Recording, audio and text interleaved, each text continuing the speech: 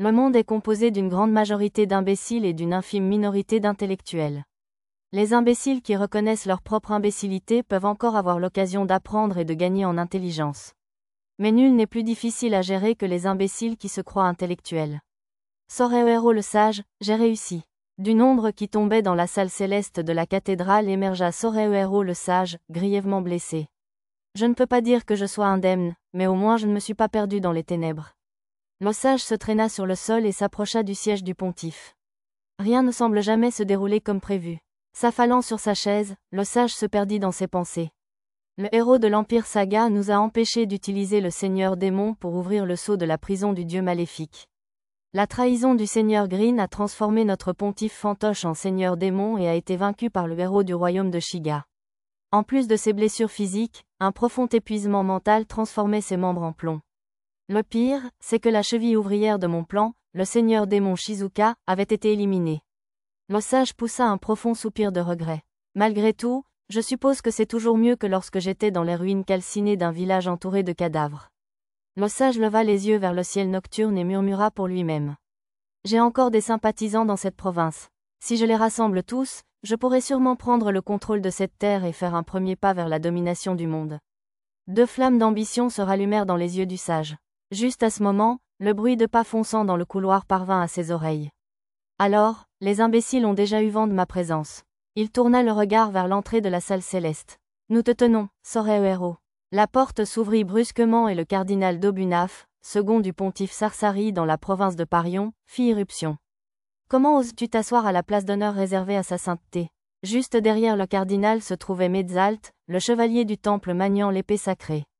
Bien qu'affaibli par les effets de la compétence unique inversée du seigneur démon Sarsari, il avait réussi à récupérer suffisamment pour se déplacer grâce à la magie sacrée et aux potions des évêques. Cependant, son poids étant supporté par un subordonné, il devait être encore loin de sa force habituelle. Homme, encerclez-le. Les chevaliers du temple et les prêtres aguerris qui se pressaient dans la pièce derrière eux encerclèrent rapidement Soreo le sage, assis sur le siège du pontife. Mais ils ne pouvaient cacher leur anxiété face à quelqu'un d'assez puissant pour combattre aux côtés de l'ancien héros et de Metzalt contre le seigneur des tempêtes de sable. Vous arrivez trop tard, cardinal. Vous avez toujours été un peu lent. Le sage jouait avec un étrange bocal sur ses genoux tout en parlant. C'était un bocal du chaos. Il avait recueilli une grande partie des miasmes produits par le pontife et la douleur des habitants de la cité sainte. Soreo, où est le vrai pontife? Le vrai pontife? N'as-tu pas Dieu? C'était lui. C'est ce qui lui est arrivé à force de se fatiguer l'âme pour répondre aux supplications incessantes des masses avides et ignorantes. Le sage semblait quelque peu désespéré. Alors, sa sainteté s'est-elle vraiment transformée en seigneur démon? À ce murmure du cardinal, la stupeur se répandit dans le reste du groupe. Arumph, je ne crois pas à vos mensonges. Où est donc le seigneur démon? Il n'y a pas de héros en ce moment. Moi, Metzalt, porteur choisi de l'épée sacrée Blutgang, je vais le vaincre sur le champ.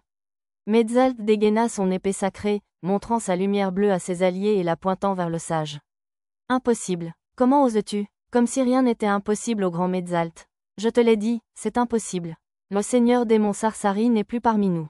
Quoi? S'est-il déjà enfui hors de la cité sainte? Le sage poussa un soupir, regardant Metzalt, incompréhensible. Il n'est plus de ce monde.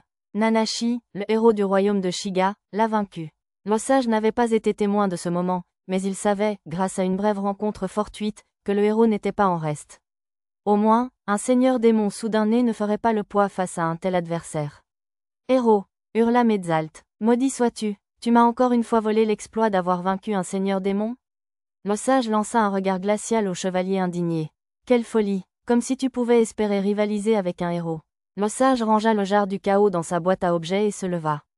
Quoi, toi, un traître qui a transformé le pontife en seigneur démon, tu oses te moquer de moi? Ignorant Metzalt furieux, le sage se tourna vers le cardinal. Rejoins-moi, Dobunaf, je t'accorderai gloire et utilité. Avec toi comme couverture, je déverrouillerai le sceau de la prison du dieu maléfique, peut-être? Le sage cligna des yeux, surpris que le cardinal ait percé son complot. Tu croyais vraiment que j'ignorais tout? Puisque tu te prétends sage, j'imagine que tu supposes que tout le monde est un bouffon. Que sais-tu de moi? Plus que tu ne le penses, je suppose. Après avoir brisé le sceau de la prison du dieu maléfique et ravagé le monde, tu comptes forcer la réincarnation que tu appelles la Sainte Femme à utiliser sa compétence unique maudite pour créer une armée toute puissante et prendre le monde sous ton contrôle, ou quelque chose d'absurde du genre, n'est-ce pas? Le visage du sage rougit de fureur, une veine palpitant, sous l'insulte implicite. Tu pourrais améliorer ton jeu d'acteur. J'imagine que tu gardes ta capuche sur le visage non pas pour cacher ton identité d'homme-singe, mais pour que tes pensées ne transparaissent pas sur ton visage, hein? Grognait le sage. Je te le demande encore une fois. Serre-moi, Dobunaf. Si tu es d'accord, je ne le ferai pas. De toute façon, tu m'as donné tout le temps nécessaire. Le temps, non, sûrement. Alors que les yeux du sage s'écarquillaient, une lumière bleue pure inonda ses pieds et une multitude de cercles magiques multicouches apparurent autour de lui, formant une puissante barrière. Magie rituelle. Vous avez rassemblé des prêtres à l'étage en dessous? Vous venez de vous en rendre compte? Quelle déception. Et voilà que Metzalt et moi avons débarqué avec des troupes juste pour vous distraire. Cette barrière ne peut pas me retenir. Le sage utilisa magie pratique, magie noire et d'autres sorts pour briser la barrière, qui furent tous annulés immédiatement. C'est inutile, dit le cardinal froidement. C'est un rituel offert à l'origine par la déesse Parion pour sceller les seigneurs démons. Un simple homme singe comme vous ne pourrez jamais détruire une barrière construite par un millier de prêtres et prêtresses. Les cercles magiques se mouvaient comme des engrenages, réduisant la barrière de plus en plus. Bon sang, le sage serra les dents de fureur. Il savait pertinemment que s'il cessait de résister maintenant, la barrière qui l'entourait serait bannie dans l'espace interdimensionnel, le soumettant à un tourment éternel. Si la magie ne fonctionne pas, le sage sortit le terminal du cœur de la cité de sa poche de poitrine. Portail de la cité Toshine Tenni. Il leva le terminal et prononça ces mots, mais son corps resta fermement figé. Vous n'avez plus d'autorité ici. Je vous ai dénoncé comme traître. Seul un individu de rang supérieur à moi peut renverser cette situation, autrement dit, le pontife disparut. Le cardinal, qui refusait visiblement la mort du pontife, expliqua pourquoi le sage ne pouvait pas utiliser le cœur de la cité. Un rang supérieur? Alors ne cherchez plus. Acquittement Menzai. Le sage leva de nouveau le terminal et prononça l'ordre du cœur de la cité pour effacer le crime inscrit dans son statut. Cependant, le terminal se contenta de vaciller, sans provoquer de changement. Impossible, mais pourquoi, en tant que vice-seigneur, je devrais être d'un rang supérieur à celui d'un cardinal? Vous avez trop peu d'estime pour sa sainteté. Après vous avoir nommé vice-seigneur, il m'a également enregistré comme vice-seigneur. Le cardinal soupçonnait que le pontife n'avait agi ainsi que par bonté, souhaitant que le sage et le cardinal aient le même rang, et non par crainte d'une improbable trahison, mais il n'en parla pas au sage. Vous n'avez pas perçu la profondeur de la sagesse de son excellence, et vos élèves vous ont trahi. Votre réputation favorable n'était qu'un vain mot, bâti sur du sable, forgé par des méthodes hérétiques. Trahi par mes élèves? Quelle absurdité! J'ignore si vous avez utilisé la magie psychique ou un sortilège pour gagner vos élèves. Quoi qu'il en soit, vous avez sous-estimé les préjugés et la haine des bigots. Même sous votre influence psychique, cet élève vous considérait toujours comme un homme singe. C'est lui qui nous a dénoncé tous vos plans. Ces maudits traîtres, grognait le sage de rage. HMPH, maudis plutôt ta propre dépravation. Puni Chuubatsu. Le cardinal sortit un terminal du cœur de la cité et l'utilisa pour attaquer le sage à l'intérieur de la barrière d'un éclair. On peut donc attaquer de l'extérieur. Le sage s'interrompit, réalisant quelque chose. Je vois l'extérieur, et l'intérieur est visible de l'extérieur. Autrement dit, la lumière peut traverser la barrière librement. La magie de la lumière ne fonctionnera pas, tu sais. Cette barrière bloque toute magie. Le cardinal repoussa impitoyablement la tentative du sage de comploter une percée. Je n'ai pas besoin que tu me le dises. Je sais bien que la magie ne peut pas passer. Mais si la lumière le peut, alors cela signifie que la frontière n'est pas absolue. Et alors? Puni Chuubatsu. Le cardinal attaqua le sage confiant d'un nouvel éclair. Le sage le bloqua avec de la magie noire et continua à marmonner. Si la barrière est faite avec le pouvoir emprunté à un dieu, il me suffit d'utiliser le pouvoir d'un dieu pour la briser. Une lumière violette teintait le corps du sage et 8 orbes violets apparurent autour de sa tête. Permettez-moi de vous montrer la véritable valeur de mon plagiat de copie de compétence unique. Le sage adopta une posture de karaté. Consommez l'emplacement 6. Imprégnez mon point de frappe imparable. L'une des orbes s'ouvrit brusquement, et le poing du sage brilla d'une lumière bleue. C'est la compétence spéciale d'Ayato le héros. Ignorant la surprise du cardinal, le sage lança son poing en avant. Il s'écrasa contre la barrière, produisant des ondes de choc bleues et violettes. Barrière, brise-toi devant moi. Sous le cri obstiné du sage, l'équilibre fut rompu, et l'énorme quantité de magie qui la composait changea de direction et explosa dans la salle céleste. Le plafond s'effondra, et les vitraux mythologiques, véritables trésors nationaux, volèrent en éclats. Le sol céda, et une tempête de magie s'abattit en contrebas, submergeant les prêtres qui avaient créé la barrière. Metzalt, Abal, Croisade Saison, armure du roi Okai, l'âme du roi Haakon. Nnngah, quelle puissance! La puissance du cœur de la cité se déversa dans le corps de Medzalt, transformant son physique de jeune homme récemment guéri en celui d'un guerrier intrépide. Avec ça, je peux éliminer 1 ou 2 lanceurs de malédiction en un clin d'œil. L'épée sacrée Bloodgand traça un arc de lumière bleue dans l'air tandis que Medzalt se rapprochait du sage avec clin d'œil. Arc Blazer. Le chevalier lança son attaque spéciale plus vite que l'œil ne pouvait la suivre, s'abattant sur le cou du sage. Tous étaient certains de voir la tête du sage s'envoler. Mais soudain, trop lent, le sage était au-dessus de Medzalt, la tête toujours fermement posée sur ses épaules. Une lumière violette traversa son corps, et 7 orbes violets brillants flottaient au-dessus de lui, dont l'un brillait intensément. Punir Choubatsu. Le cardinal lança une attaque éclair sur le sage. C'est inutile. Le sage disparut avant que la foudre ne l'atteigne, apparaissant à côté du cardinal dans un éclair violet et lui arrachant le terminal du centre-ville. Puis un autre éclair, et il réapparut ailleurs. La compétence « Pickpocket » est utile de temps en temps. Le sage utilisa le sort de magie de la terre, lancé de Beryl, pour détruire le terminal, puis frappa le cardinal avec le sort de magie de la foudre, éclair perçant, comme pour se venger des coups précédents. Comment oses-tu blesser le cardinal?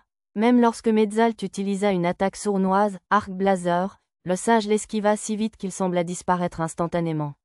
Voilà donc le pouvoir de cet insaisissable héros du royaume de Shiga. C'est peut-être cette course éclair qui lui a permis de vaincre Tête de Chien et le seigneur sanglier. Le sage murmura pour lui-même, continuant d'esquiver la rafale d'attaques féroces de Medzalt comme une pensée après coup. Tu ne fais pas le poids face à moi, on dirait. Il utilisa lancer de Beryl pour limiter les mouvements de Medzalt, puis combina magie noire et magie des ombres sur le chemin prédit par le chevalier pour lui voler sa magie et sa force vitale.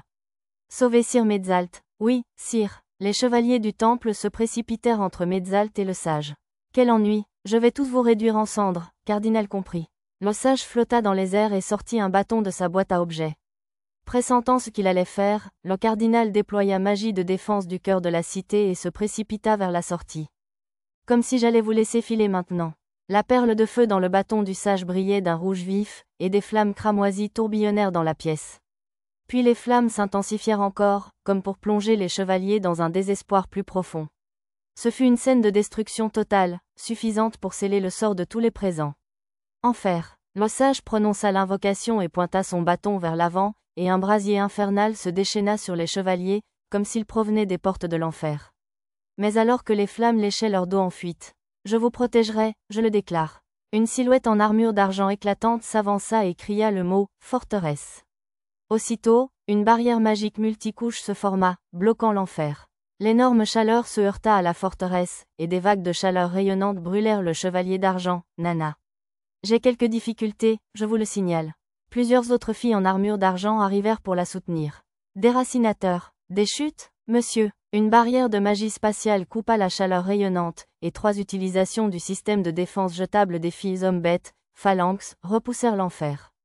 Visez, et tirez. Un fusil de précision tira une balle sur le sage, qui flottait toujours dans les airs. Burk, la barrière défensive du sage parvint de justesse à bloquer la balle. Mais elle ne put annuler l'onde de choc, qui heurta l'épaule du sage et le projeta en l'air. Aiguille éclaboussante, la magie de l'eau jaillit sous le sage et fut aussitôt vaporisée par la chaleur de l'enfer, créant une éruption phréatique qui projeta le sage dans les airs. Mia resta bouche bée devant les résultats inattendus de son sort, son expression stupéfaite rappelant celle d'un personnage de manga humoristique. « Cardinal, vous allez bien ?» Un homme en armure d'argent interpella le cardinal, qui peinait à suivre la tournure soudaine des événements. « C'était ça tout. Mes blessures sont légères. Mais je croyais que vous séjourniez au village de Sorehero, Sir Pendragon ? Oui, nous avons appris le complot du sage là-bas et nous sommes accourus pour l'arrêter. » Satou rassura le cardinal, ses soupçons d'être du côté du sage étaient infondés. « Vous êtes donc venu comme je le soupçonnais, Pendragon. » Le sage redescendit, renforcé par des couches de magie de défense et de soutien. L'explosion de vapeur, étonnamment efficace, avait réduit son vêtement en lambeaux. « Je vois qu'on ne t'appelle pas intouchable, pour rien. Je ne pensais pas que quiconque puisse sortir indemne de mon enfer. » Le sage but une potion de récupération magique avancée en murmurant. « Mais combien de temps pourras-tu tenir le coup, je me le demande ? Tes défenses rivalisent peut-être avec la légendaire protection de lumière céleste du royaume de sorcellerie Lalagi, mais cela doit sûrement coûter cher. Même avec du philosophium, tu ne pourrais pas l'utiliser souvent. » Malgré les tentatives du sage pour l'inciter, L'expression du jeune Satou resta impassible. Où peux-tu? Non, sûrement pas. À moins d'être assez fou pour brûler du philosophium comme combustible, tu ne pourrais produire cette défense qu'une ou deux fois. Ce qui signifie que la victoire vaut la mienne. Satou garda un visage impassible, même s'il grimaça intérieurement face à l'insulte faite à son fourneau de pierre sacrée. Je suppose que tu ne serais pas prêt à te rendre? Demanda Satou. Je ne veux pas tuer quelqu'un sous la direction duquel j'ai étudié, même si ce n'était que pour une courte période. HMPH, quel bluff pitoyable. Plus importante encore, qu'est-il arrivé à la sainte femme que vous avez kidnappée dans la salle de cérémonie? L'avez-vous déjà tuée, sainte femme? Je n'ai sauvé que quelques enfants que nous connaissions. Un subordonné de Seigneur Kuro était présent à la cérémonie, alors c'est peut-être lui qui a sauvé la sainte femme? Kuro, un serviteur de sœur Nanashi le héros. Encore ce maudit héros du royaume de Shiga? La compétence, fabrication, de Satou parvint à surpasser la perspicacité du sage. La sainte femme? Vous ne lui avez pas fait de mal, n'est-ce pas? Le cardinal attrapa Satou par les épaules et le secoua. Avant que Satou puisse ouvrir la bouche pour dissiper le malentendu, un autre élément de chaos apparut dans la salle céleste. Je vais bien, Dobbs. C'était la vieille sainte femme sur son palanquin. Elle s'était évanouie un peu plus tôt, s'étant surmenée en essayant de transformer le pontife Sarsari, seigneur démon, en humain, mais elle avait visiblement été complètement guérie par son entourage et s'était précipitée sur les lieux. Dobbs devait être le surnom qu'elle donnait au cardinal d'Obunaf. Madame, s'exclama le cardinal, ravi de voir la sainte femme saine et sauve, mais sa joie se transforma rapidement en horreur. L'osage, qui flottait dans les airs quelques instants plus tôt, apparut instantanément derrière la vieille sainte femme et frappa son entourage. Aïe, ne bouge pas, Pendragon. Rayonnant d'une lumière violette, l'osage brandit une dague contre la gorge de la sainte femme. Ce faisant, il l'attira à l'intérieur de sa barrière défensive. Maintenant, malgré toute l'agilité de Satou, il était peu probable qu'il puisse briser la barrière et voler la dague avant que le sage ne puisse trancher la gorge de la sainte femme. Il s'agit d'une dague infâme appelée la lame malédiction de non-vie, découverte dans le labyrinthe des sangsues de l'Empire Saga. Quiconque la blesse est frappé d'une malédiction mortelle et d'une neurotoxine dont la puissance surpasse même celle du venin d'hydre. Aucune potion magique ne peut sauver la victime. C'est le pire moyen de meurtre imaginable.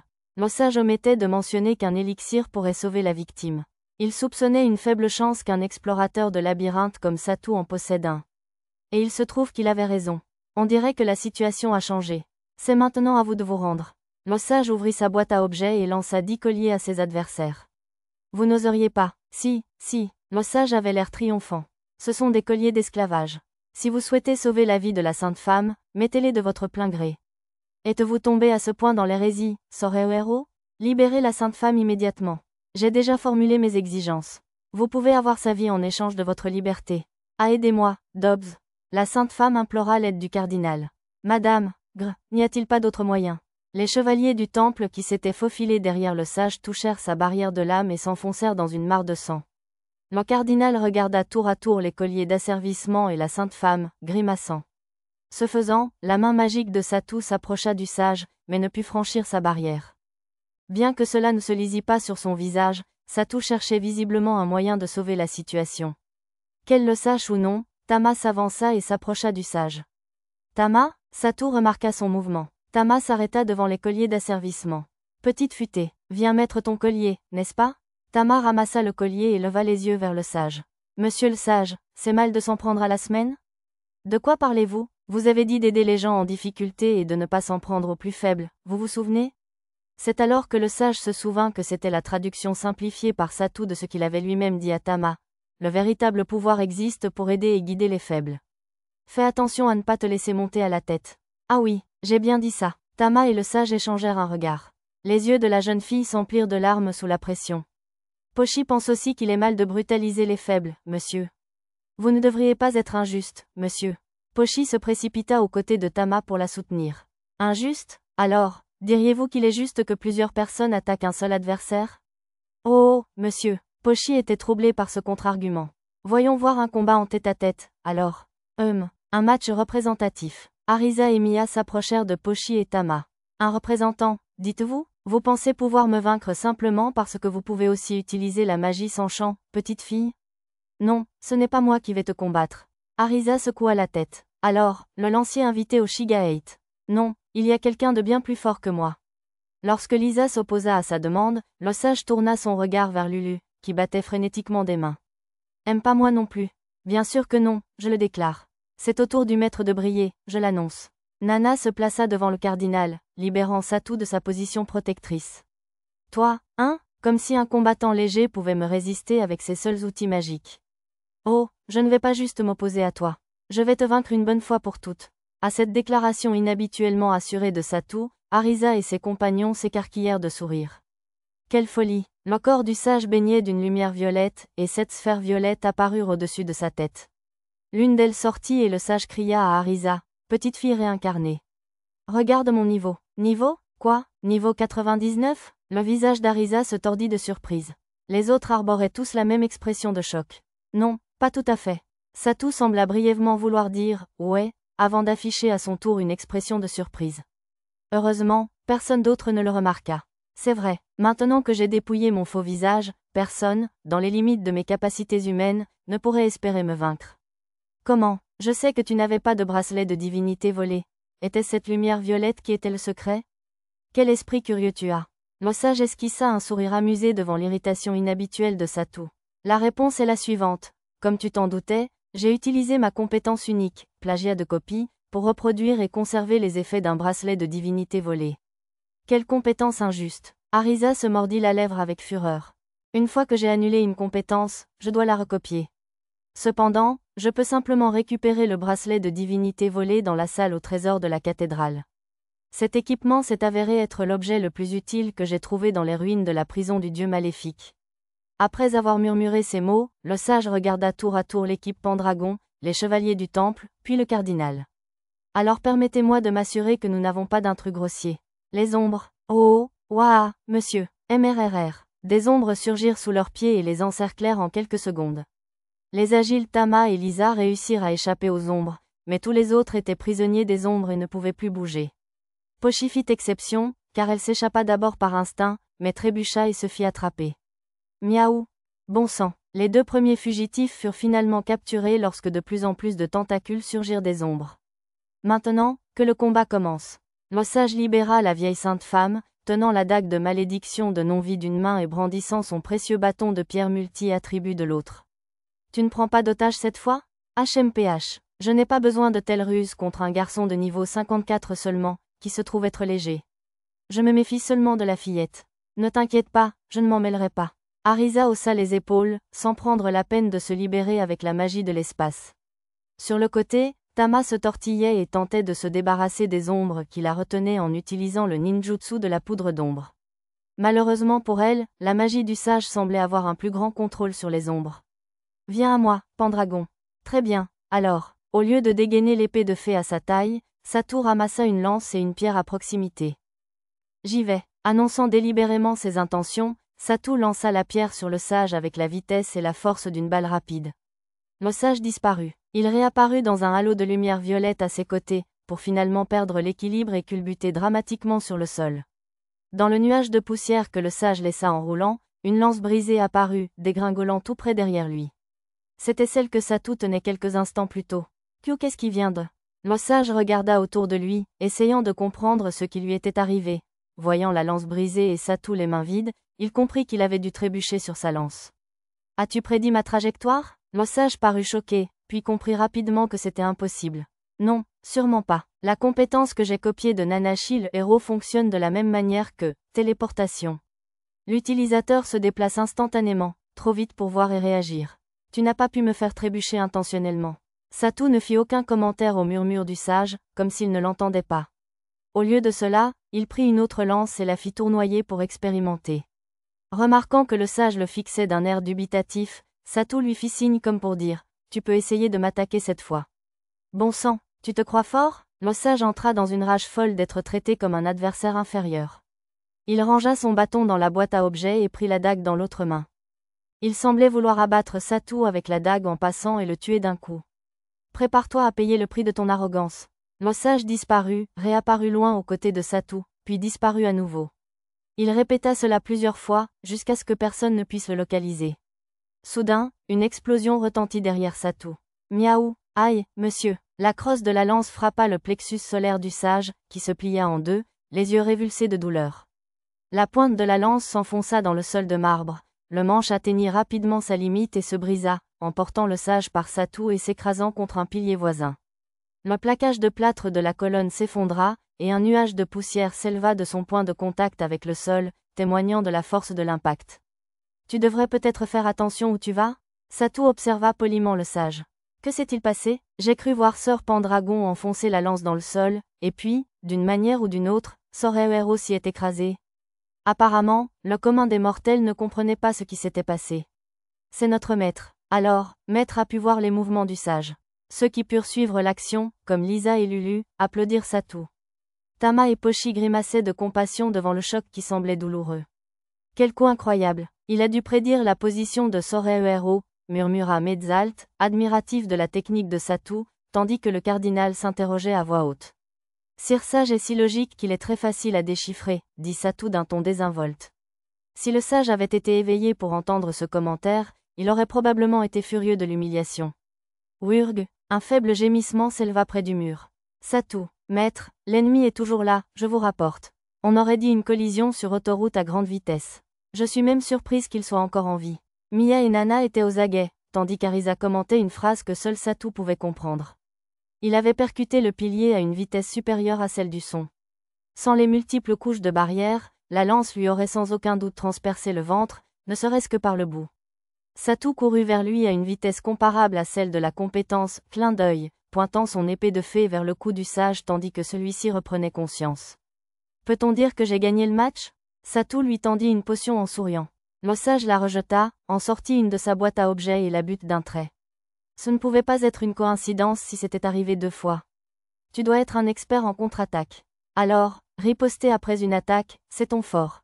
Le sage toussa, puis marmonna d'une voix rauque.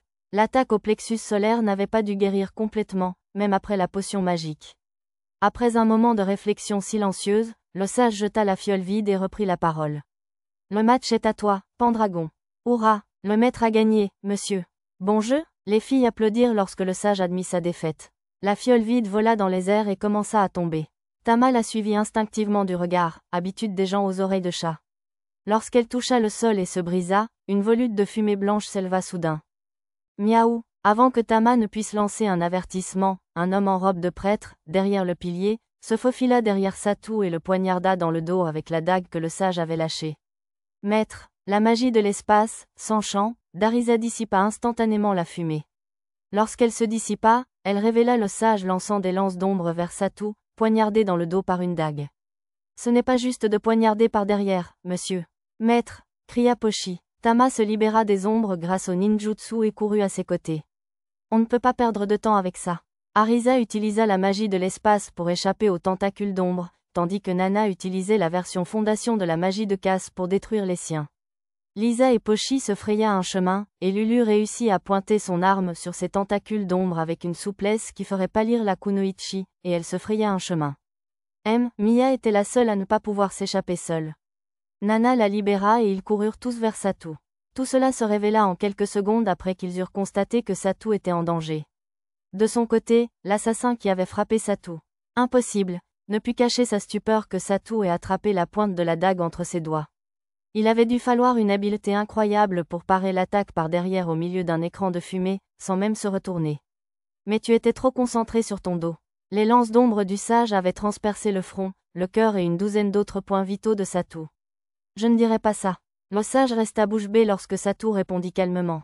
Puis, remarquant qu'il n'y avait pas une seule goutte de sang aux endroits où ces lances d'ombre étaient censées avoir transpercé, il réalisa son échec.